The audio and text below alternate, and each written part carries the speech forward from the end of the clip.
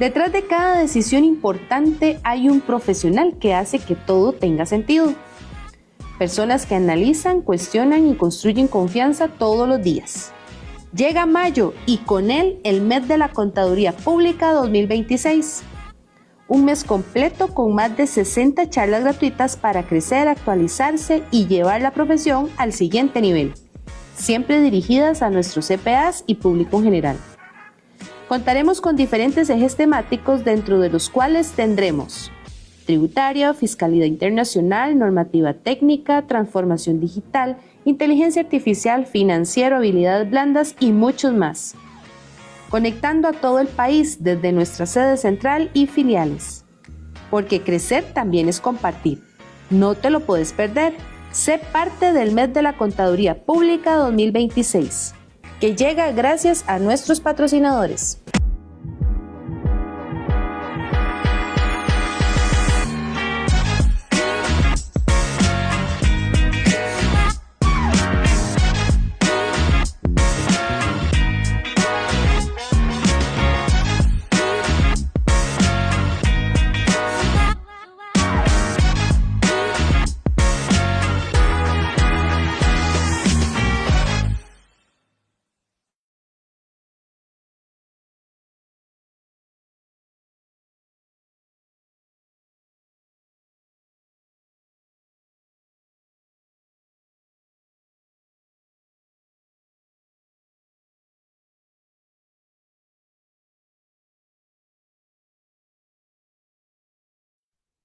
Muy buenas tardes, muchas gracias por acompañarnos. Seguimos acá en el mes de la contabilidad, 6 de mayo. Bueno, darles gracias a cada uno de nuestros patrocinadores, que son los que hacen posible el mes de la contaduría pública. Queremos agradecerle a nuestra categoría platino, S&M Soluciones Forenses, Despacho Iguay, Despacho Jenkins Erickson y compañía, Despacho Gómez Durán, Innova Seguros, Cyberfull, Despacho KPMG, HCO SAP, SICAI Consulting, Despacho Erkertile, Despacho Moore, Procom, Despacho TGS.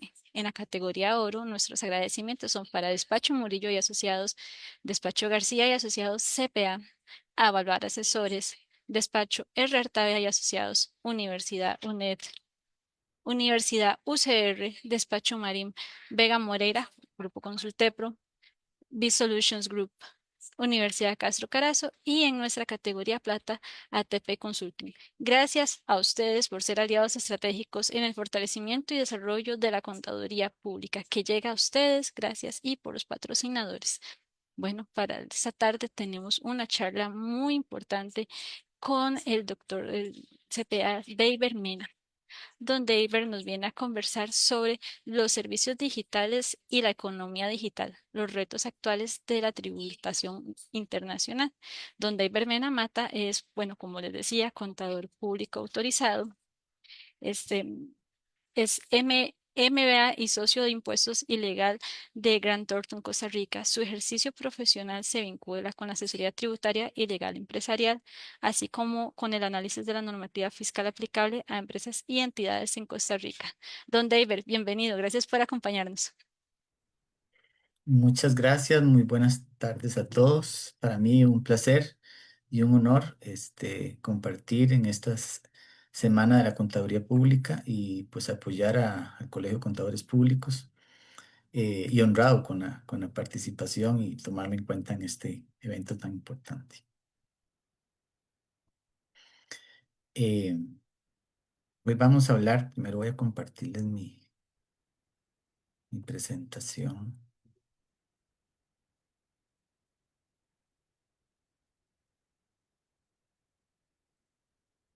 Ahí la pueden ver.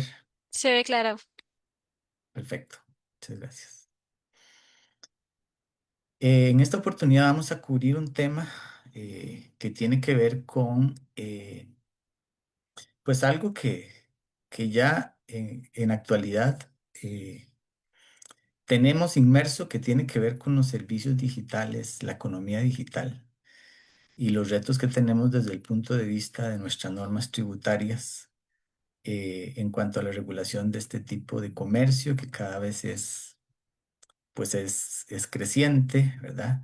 se ha ido evolucionando y cada vez vemos que las empresas recurren más a servicios de esta naturaleza, sobre todo empresas de servicios, ¿verdad? Que son las que hacen más utilización de este tipo de herramienta, pero en realidad todo lo que es el comercio digital, que también involucra a través de estos mecanismos tecnológicos la comercialización de bienes físicos, bueno, pues es importante recapitular un poco sobre las implicaciones fiscales que tiene este tipo de economía, especialmente en Costa Rica. Entonces, vamos a ver qué debemos entender por este concepto de servicios digitales, eh, el tratamiento fiscal que estos tendrían cuando estamos hablando de que estos servicios en la mayor parte de los casos se prestan a nivel transfronterizo, es decir, muchos de los proveedores que brindan este tipo de servicios son proveedores domiciliados fuera del territorio costarricense. Entonces, en esa línea vamos a ver cuál es el tratamiento del IVA, del impuesto al valor agregado, el concepto, digamos, de factura electrónica que comenzó a regir a finales del año pasado, y claramente la implicación que tienen estos servicios desde el punto de vista de la forma en que los prestadores de esos servicios eventualmente podrían estar afectos al impuesto en Costa Rica a través del impuesto de remesas al exterior. Vamos a repasar muy brevemente, no es el objetivo de la charla, pero sí tiene implicación en este tipo de servicios, obviamente los convenios que nuestro país ha firmado con algunos países para evitar la doble imposición y algunos pequeños ejemplos de algunos criterios que ha metido la tributación en este sentido, para conocer cuál ha sido su posición últimamente.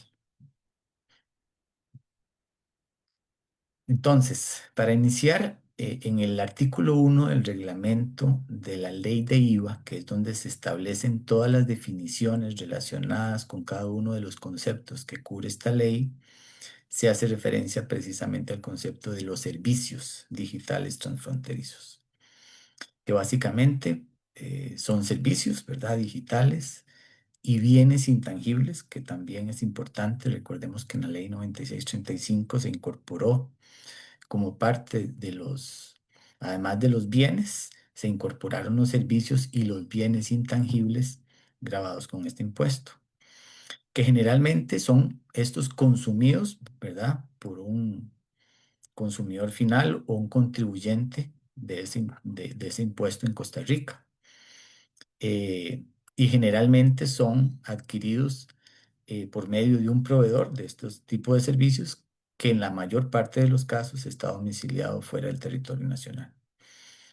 Eh, y básicamente, para efectos de IVA, lo más importante es que muchos de estos servicios que podrían estar prestados a través de diferentes mecanismos tecnológicos, finalmente son consumidos o utilizados dentro del territorio nacional.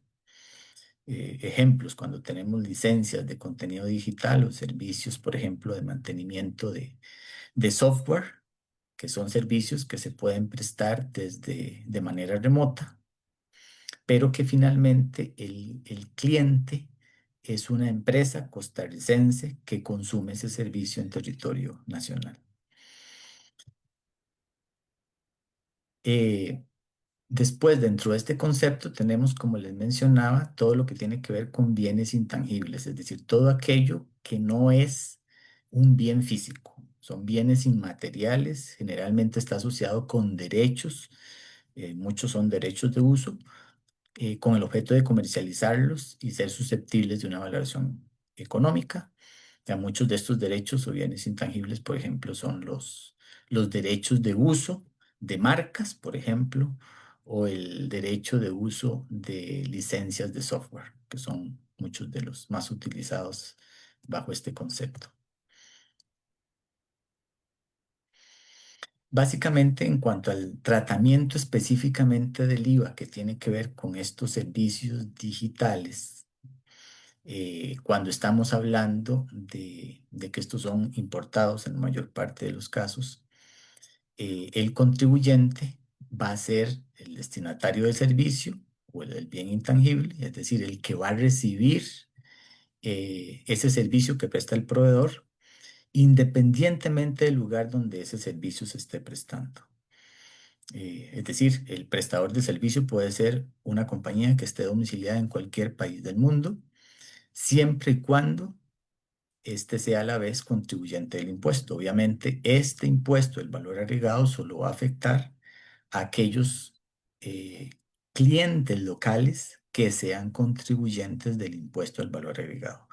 Si yo soy un consumidor final de algún bien de servicios digitales, como vamos a ver más adelante, posiblemente yo no sea contribuyente directamente del impuesto que está inscrito como tal, pero que indirectamente, pues sí estoy siendo objeto de la retención del impuesto en algunos casos, como los vamos a ver más adelante.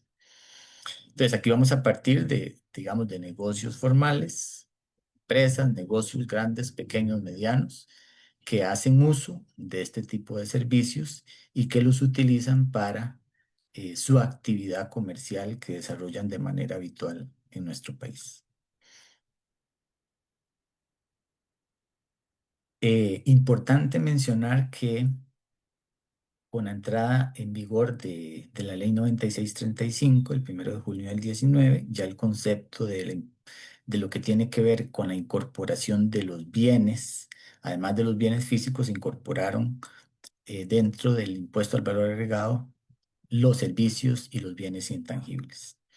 Y cuando hablamos de importación de servicios o de bienes intangibles, eh, tenemos que tener el supuesto del que el contribuyente que adquiere este tipo de bienes, ¿verdad? También de un proveedor del exterior, y donde este proveedor del exterior, claramente, como él está facturando estos servicios desde su país de origen, obviamente él no está obligado a repercutir, en este caso, el impuesto al valor agregado que está, digamos, en nuestra ley de impuesto al valor agregado. Entonces, en estos casos es el propio cliente, es decir, el consumidor de esos bienes y de esos servicios, que además sea contribuyente del impuesto al valor agregado, producto de su actividad empresarial que desarrolla en el país, se convierte en el contribuyente y debe aplicar lo que establece el artículo 25 del reglamento de esta ley, que básicamente está establecido, como les digo, en el artículo 1 del reglamento de la ley de IVA, esta definición. Entonces, ¿en qué consiste eso? Consiste en que si una empresa hace o sea, le compra a un proveedor del exterior un servicio o un bien intangible que sea consumido en territorio costarricense, se debe hacer lo que conocemos como, digamos, la percepción del impuesto y la inversión del sujeto pasivo. ¿Qué significa la inversión del sujeto pasivo? Que el propio contribuyente, ¿verdad?, que adquiere ese servicio, tiene que autorrepercutir el impuesto del valor agregado correspondiente a ese bien intangible o a ese servicio que está importando en su propia declaración del impuesto del valor agregado. Entonces, cuando yo autorrepercuto el impuesto, lo que genero es un débito fiscal, es decir, un impuesto por pagar de valor agregado al fisco, que eso se hace a través de un débito en la declaración, como si, o sea, ¿verdad? En la declaración de impuesto al valor agregado, eh, que también voy a poder utilizar como crédito cuando eso corresponda. En el caso de que, por ejemplo, yo sea un contribuyente que vendo bienes grabados al 13% y que esta adquisición de este bien intangible o de este servicio esté asociado con esa actividad. Yo tendría derecho a acreditarlo. Pero vea que aquí estamos hablando del débito fiscal, es decir, es la parte del impuesto que yo le tendría que pagar al fisco, ¿verdad? Cuando yo eh, autorrepercuto el impuesto al valor agregado, es decir, me convierto en el sujeto pasivo del impuesto. Ahora, ¿cómo es que esto se materializa? En la declaración de IVA, ahora vamos a ver más adelante que el débito fiscal, a diferencia de antes, con la entrada de tribu CR, ya hay una casilla específica para poder incluir el débito del IVA. Y aparte está el tema del crédito. ¿Y por qué hablamos de los dos? Bueno, porque el débito fiscal lo que genera es la autorrepercusión del IVA, es decir, es la inversión del sujeto pasivo. El crédito fiscal es el mismo crédito que el contribuyente tendría cuando hace cualquier compra de bienes o servicios, sean locales o del exterior. En la medida en que yo pague el impuesto, yo voy a tener derecho a acreditármelo del total del impuesto que yo le liquido al fisco. Entonces, como yo lo que estoy haciendo es la adquisición, la compra de un servicio o de un bien intangible, yo tendría derecho a acreditar también ese mismo impuesto que yo te repercuto.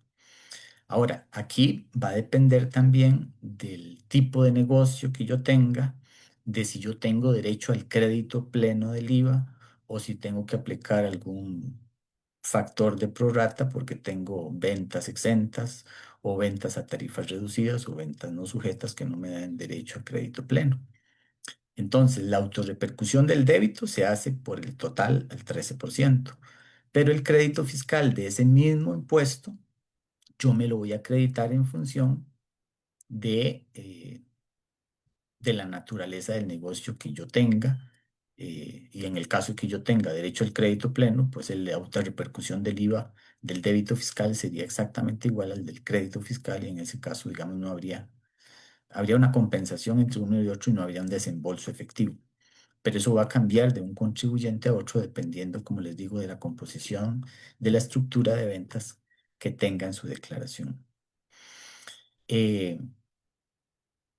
este crédito fiscal de este tipo de bienes, obviamente cuando el proveedor está fuera del territorio nacional, yo voy a poder justificar ese crédito en la medida en que yo emita un comprobante electrónico, que en este caso sería la factura que emite el proveedor del exterior, la cual me va a servir a mí de referencia para poder yo generar el documento de respaldo, que en este caso sería la factura de compra, con el respectivo impuesto al valor agregado del 13%. Entonces, ¿qué pasa? Digamos, si el proveedor se encuentra dentro de alguna de la lista de proveedores de servicios digitales transfronterizos que ya la tributación ha publicado y ha venido actualizando, eh, cuando yo pago estos servicios por medio de entidades bancarias y generalmente cuando lo hago a través de pagos en línea, como por ejemplo tarjetas de crédito. Entonces, en el momento en que, por ejemplo, nosotros ya pensando, esto está más pensando en consumidores finales, personas físicas, comunes y corrientes, o contribuyentes debidamente inscritos ante la tributación que adquieran bienes o servicios, bienes intangibles o servicios de alguno de estos proveedores que están dentro de esta lista. O sea, por ejemplo, una persona física que adquiere Netflix, ¿verdad? Para poder ver películas en su casa. eh, el que brinda este servicio es un proveedor extranjero y posiblemente cuando yo me afilie a ese servicio, yo pago ese servicio a través de una tarjeta de crédito y en el momento en que a mí el procesador o la entidad bancaria que procesa esa transacción determina que ese proveedor está dentro de esta lista, ellos tienen la obligación de retener el impuesto al valor agregado eh, como un pago, ¿verdad? Como un pago a cuenta eh, que me aplican en el estado de cuenta. Entonces, si ustedes revisan sus estados de cuenta en una tarjeta de crédito, por ejemplo, con el caso de Netflix, vamos a ver que a nosotros nos aparece el débito del cobro del servicio del proveedor del exterior e inmediatamente va a venir el cobro del 13% del impuesto al valor agregado, que por estar ese proveedor dentro de esta lista, la entidad bancaria automáticamente hace el correspondiente cobro, la retención y luego entera al fisco ese 13% que termina pagando el consumidor final. La entidad bancaria lo que hace es simplemente retener ese impuesto. Eh, esta lista de proveedores, tributación la ha venido ahí pues actualizando. Y cualquiera que esté dentro de esa lista, automáticamente la entidad que procesa el pago está en la obligación de hacer la retención y enterarla al fisco. Si esa no está dentro de esa lista, pues simplemente habría que ver si estamos hablando de un contribuyente al impuesto del valor agregado que tendría que hacer la autorrepercusión en cabeza propia. Cuando se hace la autorrepercusión, como les decía ahora, con la nueva declaración que sacó el sistema Tribu, ya hay una casilla específica en el apartado 4 del cálculo del impuesto que se llama débito por autorrepercusión del impuesto. Esa casilla lo que hace es sumar al total del impuesto determinado el 13% de esa importación, de ese servicio o ese bien intangible que yo adquirí de un proveedor del exterior. Ahí es donde se genera el débito. Y ahí siempre va a estar el 13% del total de esa compra. Y eso lo tengo que hacer yo, autorrepercutirlo yo cuando hago la declaración. Y esto va a estar amparado además en la factura electrónica de compra. El crédito ya yo lo voy a generar cuando incorpore dentro de la declaración de IVA en el apartado de compras de servicios importados el correspondiente impuesto, que perfectamente puede ser igual a este débito, el mismo monto, si yo todas las ventas que tengo es al 13%. Entonces el efecto se compensa uno con otro. Pero si no, el crédito fiscal podría ser menor si yo tengo asociada esta compra con ventas a diferentes tarifas donde tendría que aplicar el factor de prorata.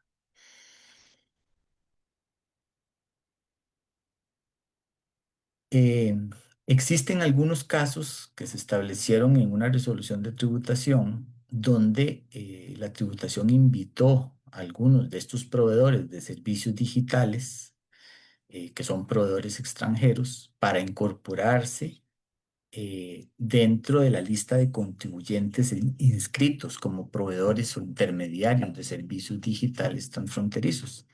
Aquí tenemos, por ejemplo, alguna lista de esos proveedores que si yo le adquiero un servicio a alguno de estos proveedores, entonces el procesador de la tarjeta no tiene que aplicar la retención porque ya estos proveedores en cabeza propia, ellos se encargan de cobrar el impuesto al cliente cuando saben que este es un consumidor costarricense. Y ellos ya están inscritos aquí para efectuar el cobro del IVA a estos consumidores, ¿verdad? Y enterarlo al fisco. Entonces, ellos no están en una obligación de extender comprobantes electrónicos porque ellos no son un contribuyente regular, digamos, normal del impuesto al valor agregado. Solo se inscriben para efectos de aplicar la retención de este impuesto cuando le vendan sus servicios a algún consumidor que sea costarricense. Y para ellos es fácil determinarlo, ¿verdad? Por las características de la información que uno tiene que brindar cuando adquiere un servicio a través de alguna de estas plataformas. Entonces, digamos que estos proveedores que están aquí aparecen como ya inscritos ante tributación y ellos le enteran al fisco el impuesto directamente del IVA, sin que necesariamente ellos sean un contribuyente, digamos, normal, como cualquier otro que está inscrito ante tributación. Es una lista especial de proveedores de, de servicios digitales transfronterizos. Ahora, ¿quiénes? Bueno, ya lo mencioné un poquito, pero ¿quiénes son los agentes de percepción de este impuesto? Ya lo mencioné, que van a ser básicamente los emisores de tarjeta de crédito y débito, cuando sus clientes realizan compras de estos servicios digitales transfronterizos a través de medios tecnológicos, generalmente a través de Internet o otras plataformas digitales, siempre que hayan sido consumidas en territorio nacional. Eso es muy importante. Si en algún momento algunos de estos servicios se consumen fuera del territorio nacional, el contribuyente puede, demostrando ante la Administración Tributaria que el servicio se consumió fuera de Costa Rica, solicitar que le reintegren ese impuesto. También las entidades que desde alguna cuenta bancaria, ¿verdad? Puedan comercializar este tipo de bienes o servicios intangibles para facilitar, digamos, el pago a proveedores no domiciliados que sean consumidos en territorio nacional. Es decir, porque ya hay entidades que no necesariamente son directamente emisores, ¿verdad? Pero que sí procesan pagos a través de plataformas distintas, ¿verdad? Que no necesariamente son entidades financieras de las que nosotros conocemos como reguladas. Aunque sí tienen una especie, digamos, de regulación ante su jefe con base en el artículo 15 bis, pero generalmente son como procesadoras de pago, simplemente, que ellas también tendrían esa obligación de retener este impuesto. Eh, bueno, el tema de la factura electrónica de compra, este es un documento electrónico que entró a regir en octubre del año pasado, perdón, el 1 de septiembre del año pasado, donde cada vez que nosotros adquiramos un servicio o un bien intangible de un proveedor del exterior, para que nosotros podamos deducir como gasto esa compra, es necesario, indispensable, que emitamos la factura electrónica de compra para respaldar esas transacciones. Ya no podemos aprovechar el crédito del IVA solo con autorrepercusión del impuesto que vamos a hacer en la declaración.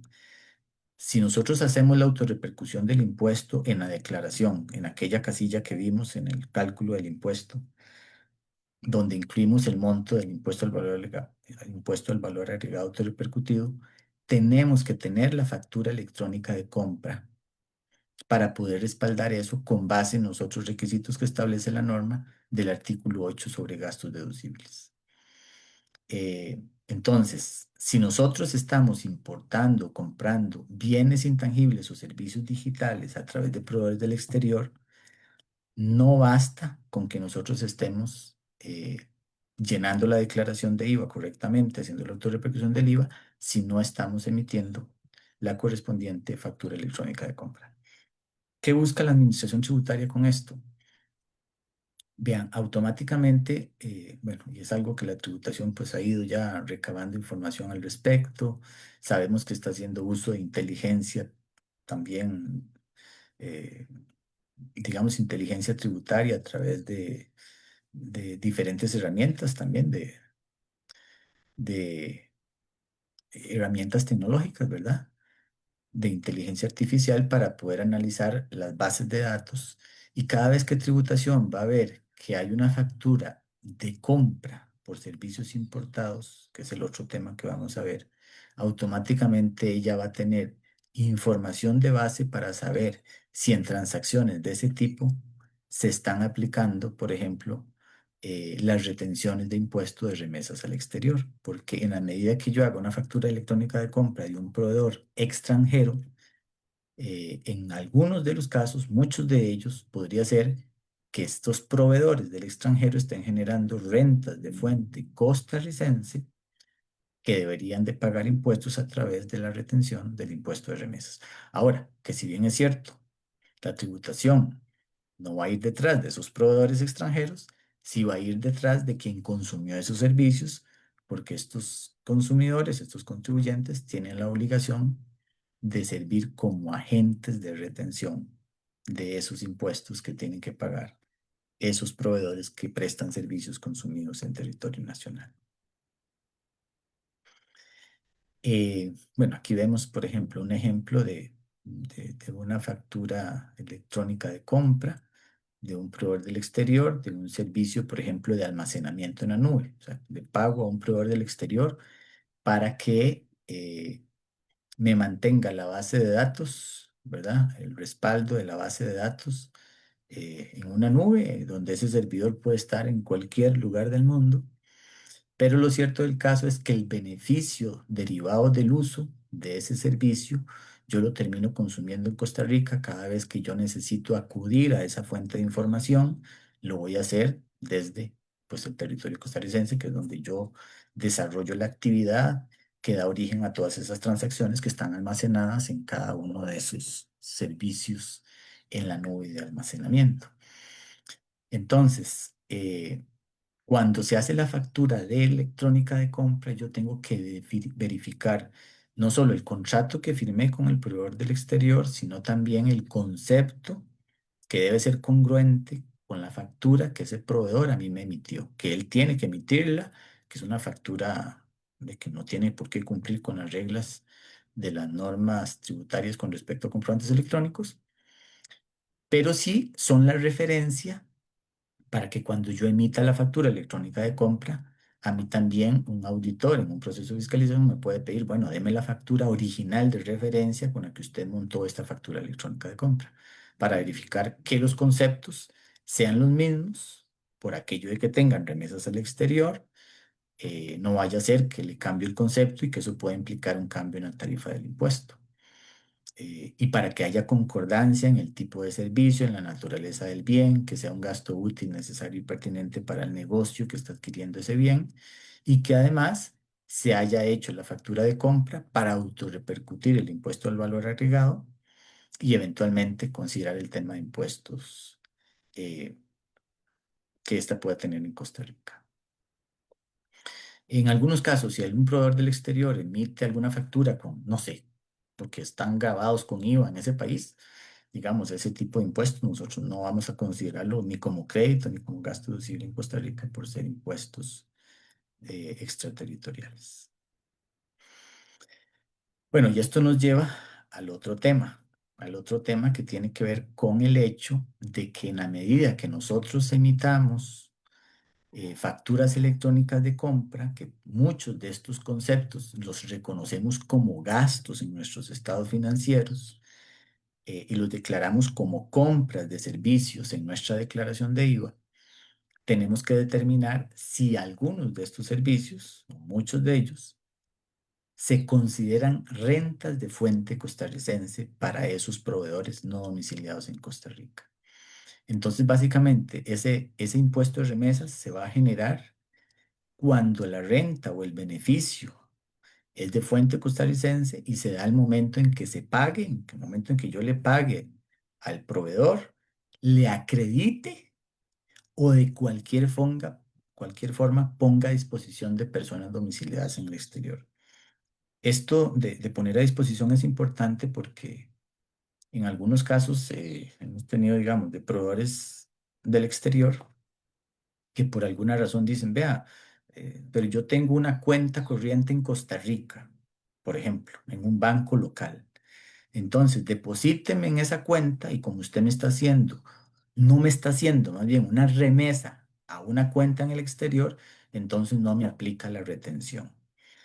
Vea, eso no es válido porque lo que está haciendo ese proveedor del exterior es poniendo a disposición una cuenta que finalmente es de él. Es decir, da lo mismo que yo le haya depositado en una cuenta local a nombre del proveedor del exterior o que yo le haya hecho una transferencia a una cuenta al exterior. En ambos casos, aquí lo importante es que es un no domiciliado generando una renta de fuente costarricense donde se debería aplicar las tarifas de retención que establece el artículo 59 de la Ley de Renta. Que básicamente en términos generales, ahí hay varias tarifas establecidas, pero tenemos todo lo que tiene que ver con honorarios, comisiones, dietas, regalías, franquicias, derechos de uso de marca, asesoramiento técnico financiero, el 25%. En el caso de cuando distribuyo intereses, perdón, pago intereses a entidades del exterior, pago dividendos a una compañía en el exterior, comisiones, otros gastos financieros, arrendamientos de activos, aplica el 15% sobre esos conceptos. Y cualquier otra que no esté contemplada dentro del artículo 54-55, de los que están listados ahí, porque son varias tarifas, como les digo, están seguros, que es el 5.5, servicios de transporte, que es el 8.5, y hay otros conceptos que dependiendo del concepto, y por eso de ahí la importancia de que las facturas electrónicas, los contratos, y los documentos que el proveedor nos remita sean concordantes, porque en función de eso, estas tarifas podrían cambiar dependiendo del concepto. En cuanto al tema, este tema de remesas al exterior, recordemos que el contribuyente va a ser, en principio, la persona física o jurídica domiciliada en el exterior que perciba esas rentas de fuente costarricense. Es decir, en resumen, son los proveedores del exterior los que en principio se determinan como contribuyentes. Ahora, ¿quiénes son los responsables solidarios del pago de ese impuesto? Bueno, las personas físicas o jurídicas que contrataron con esos proveedores y que efectúan el pago de esos servicios a favor de esos proveedores no domiciliados. Entonces, si yo tuve que haber hecho la retención y no la hice, el fisco me la va a cobrar a mí, no va a ir a buscar al proveedor del exterior. ¿Qué es lo que sucede en muchos casos en la práctica? Que muchos de los proveedores del exterior negocian con sus contrapartes, que en los contratos se establece que los precios que ellos establecen están libres, o sea, que son libres netos del pago de impuestos y que cualquier carga tributaria que se tenga que asumir de acuerdo con las leyes del país en el cual está el cliente las tiene que asumir. Entonces, ¿qué pasa? Que muchos de los clientes que le pagan a los proveedores del exterior le tienen que pagar la factura completa y además ir a sacar de su bolsa el impuesto de remesas al exterior que ese proveedor contractualmente estableció que no estaba de acuerdo en que él lo tenía que cubrir. Y eso lo que hace es que se incrementa el gasto de la compañía, ese servicio sale más caro, y lo que usted paga de impuesto por cuenta de ese no domiciliado es gasto no deducible. ¿Por qué? Porque se trata de un impuesto que debió haber soportado un tercero, es decir, ese proveedor del exterior. Y la base imponible va a ser el monto total, ¿verdad? Del servicio remesado, acreditado o puesto a disposición de ese beneficiario o de ese contribuyente, o de más bien de ese proveedor que está fuera del país. ¿Cuándo es que aplica? Porque muchas veces dice, bueno, pero nosotros en Costa Rica tenemos un sistema de renta territorial, ¿verdad? Y yo no sé si ustedes recuerdan que el 2023, ¿sí? Con la promulgación de la ley 10381, que lo que hizo fue excluirnos de la lista negra de países no cooperantes de la Unión Europea. Ahí se estableció claramente una reforma al artículo 1 de la ley del impuesto sobre la renta, donde se aclara el concepto de renta de fuente costarricense o el principio de territorialidad, donde en Costa Rica únicamente son grabados aquellos, digamos, rentas de fuente costarricense provenientes de bienes situados, servicios prestados, capitales invertidos o bienes utilizados en territorio costarricense, entendido este como el espacio geográfico de los límites geográficos que establece nuestra Constitución política. Es decir, que todo lo que esté fuera del mapa de nuestro país en principio no constituyen rentas de fuente costarricense.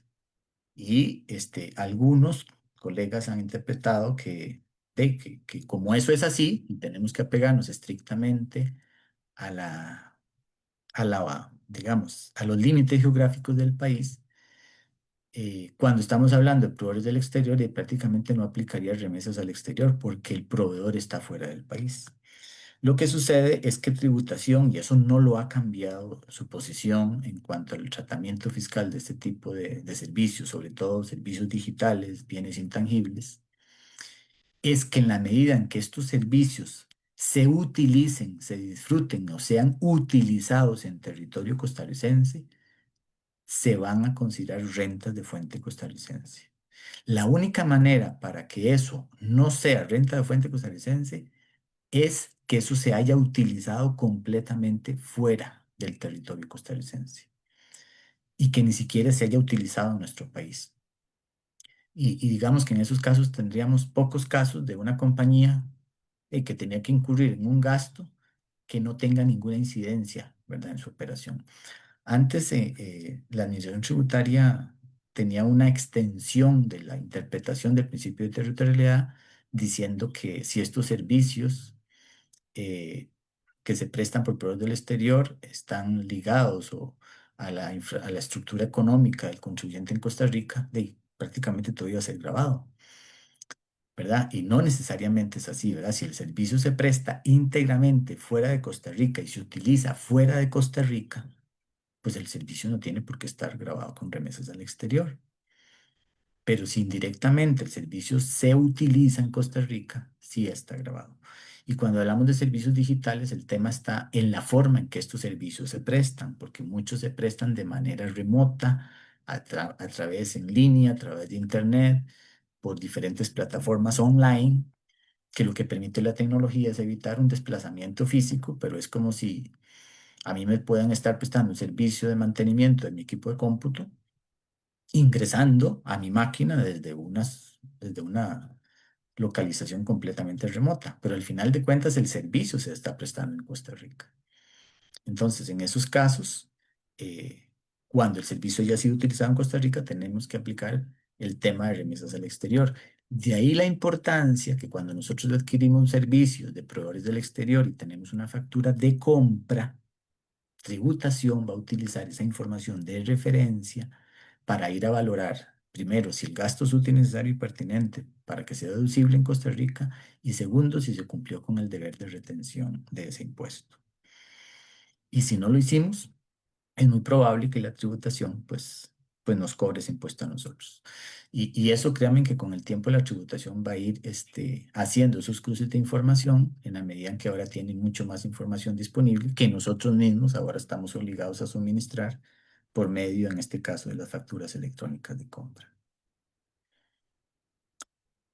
Eh, Vean, aquí por ejemplo había un decreto legislativo, el 10381, ¿verdad? Que es justamente eh, la ley que nos sacó de la lista negra, donde a pesar de eso, ellos dicen claramente que los servicios brindados a través de plataformas como Internet o prestados a través de acceso remoto de manera online, la tributación ha mantenido el criterio que si bien son servicios realizados desde el exterior, estos son prestados a contribuyentes ubicados en Costa Rica por medio de una red de comunicación, dice, por tanto, considerados y ejecutados en territorio costarricense, afectos y sujetos al impuesto de remesas.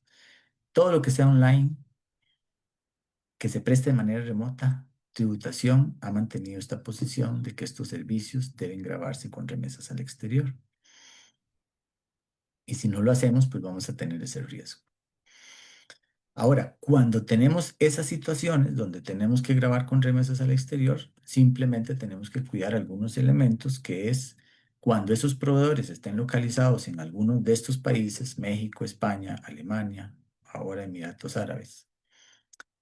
Podría ser, ¿verdad?, que algunos de esos servicios estén cubiertos por el convenio para evitar la doble imposición con esos países, para que esa retención de remesas al exterior sea o una tarifa más baja o que del todo no le aplique.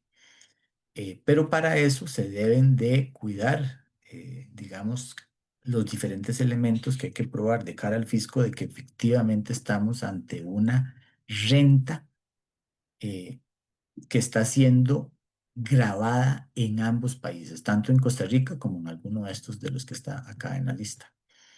Entonces, algunos de esos, en estos convenios debemos primero que revisar para aplicar el convenio, porque no se aplica automáticamente.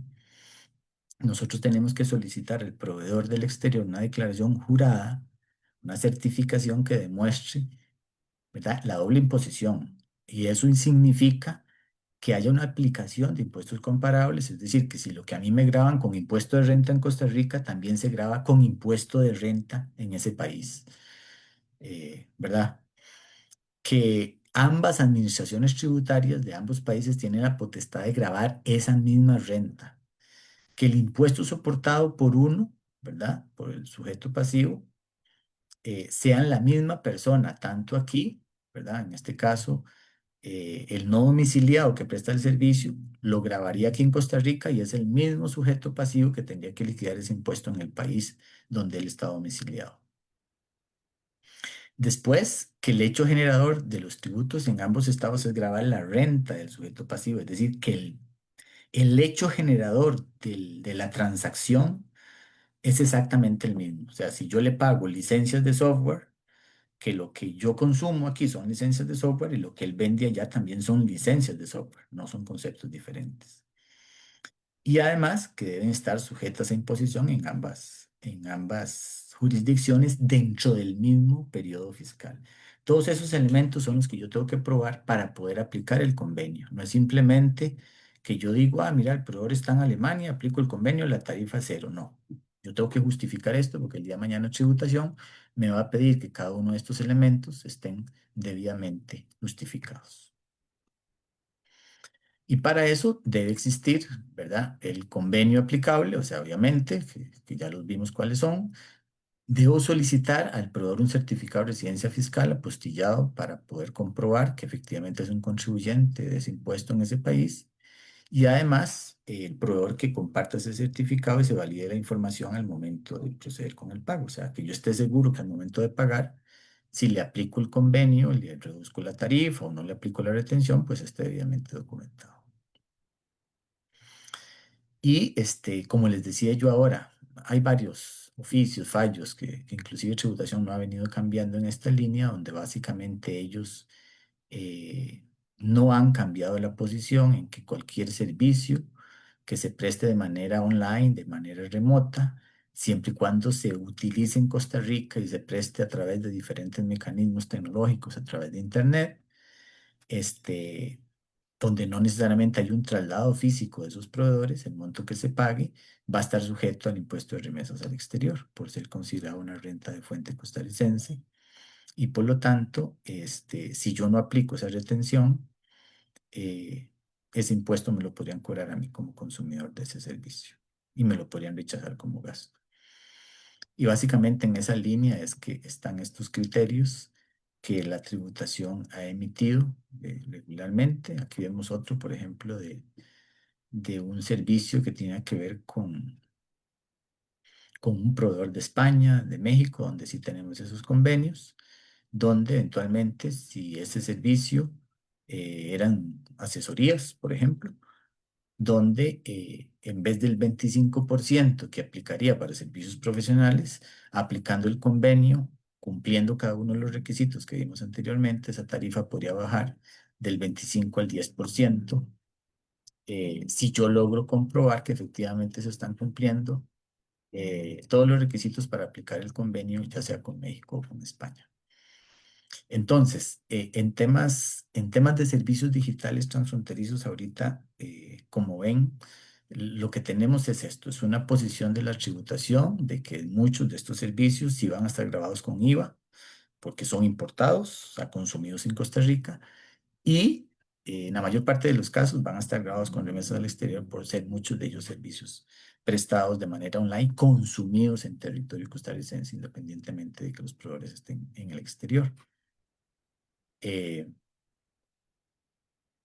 Creo que todavía hay, digamos, mucho por recorrer en cuanto a temas del comercio digital, que hoy, por ejemplo, sabemos que los negocios han venido cambiando, han venido evolucionando y creo que la tributación también en ese sentido viene con cambios a futuro, que de hecho por ahí han andado algunos borradores de resoluciones, pensando en, por ejemplo, regular todo el negocio que tiene que ver con temas de criptomonedas y todo este tipo de nuevos instrumentos que si bien todavía nosotros no los hemos utilizado mucho, ya se ha pensado en borradores de resoluciones que a nivel de borrador, que ahorita no están vigentes, siempre van en la línea de que cualquier renta generada derivada de comercio electrónico, en principio va a tener un pago de impuestos en Costa Rica.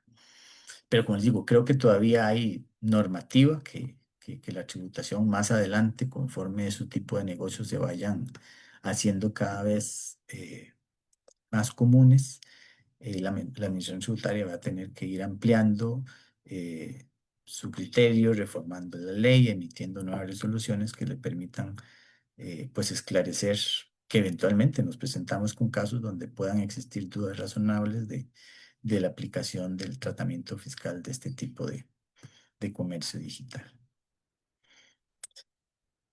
Bueno, de mi parte, esta sería mi participación.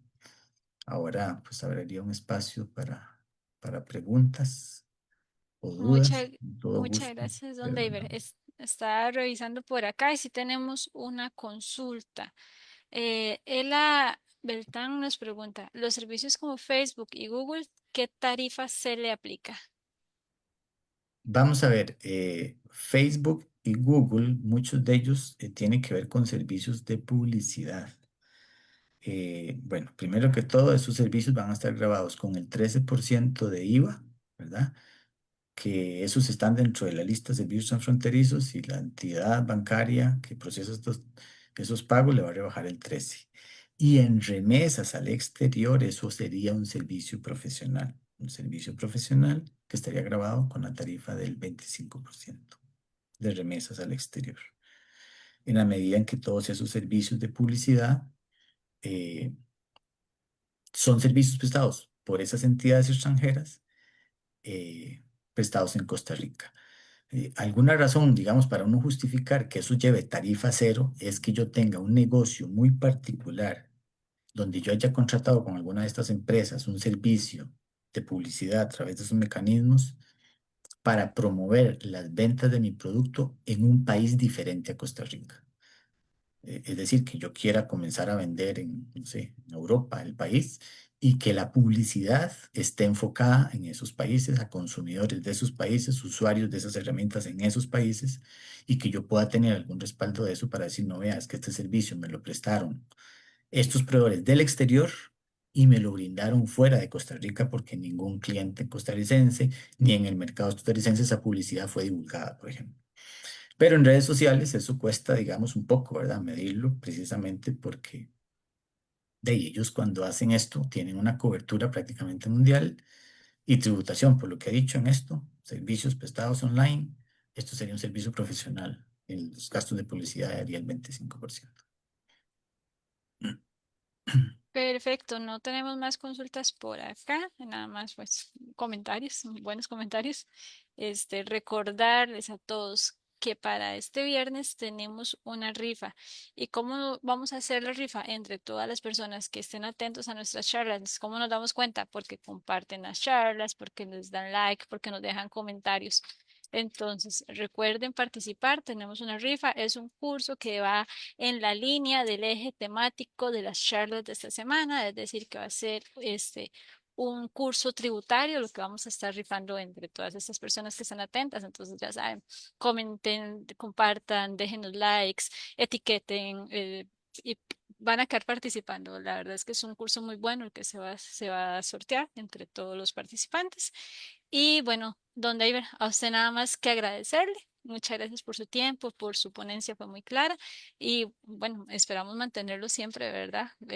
Aquí aliado al colegio con este tipo de charlas que son muy interesantes.